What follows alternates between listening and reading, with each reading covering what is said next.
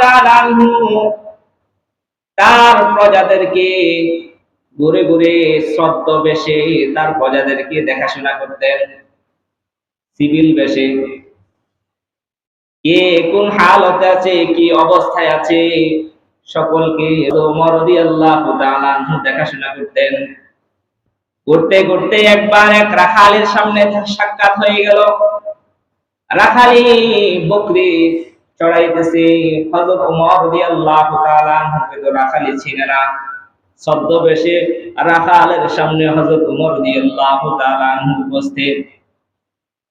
হযরত ওমর রাদিয়াল্লাহু তাআলা আনহু ওই রাখালিকে বলতেছেন, ভাই আমি অত্যন্ত ক্ষুধার্ত, আমি অত্যন্ত পিপাসিত, আমার অত্যন্ত ক্ষুধা লেগেছে, পিপাসা লেগেছে, তুমি আমাকে তোমার বকরি থেকে এক পেয়ালা দুধ গ্রহণ করে দাও, আমি পিপাসা নিবারণ করি, ক্ষুধা মিটাই।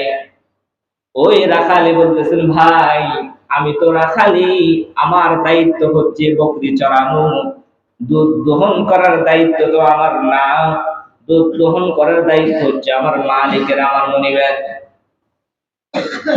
হযরত ওমর রাদিয়াল্লাহু তাআলা আনহু বললেন, ভাই তাহলে তুমি একটা কাজ করো, আমি তোমাকে একটা পরামর্শ দেই। বলে, কি পরামর্শ?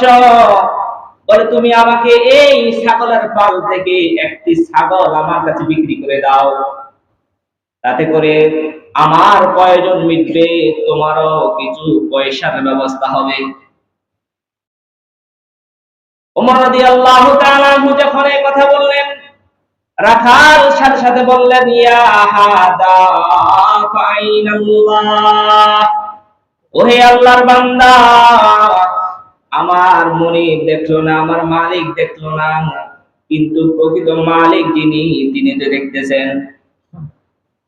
প্রকৃত মালিক যিনি, তিনি তো দেখতেছেন। প্রকৃত মালিককে আর জোরে বলেন, প্রকৃত মালিককে? প্রকৃত মালিক আল্লাহ। আমার মালিক দেখে না, কিন্তু আমার প্রকৃত মালিক আল্লাহ তো দেখতেছেন। আল্লাহ যদি জিজ্ঞাসা করে, হে রাখালে, তোর দায়িত্ব ছিল বকরি চড়ানো, তুই কেন বকরির দুধ দহন করলি বা বকরি বিক্রি করলি? তখন আমি আমার মহান মালিকের সামনে কি জবাব দেব?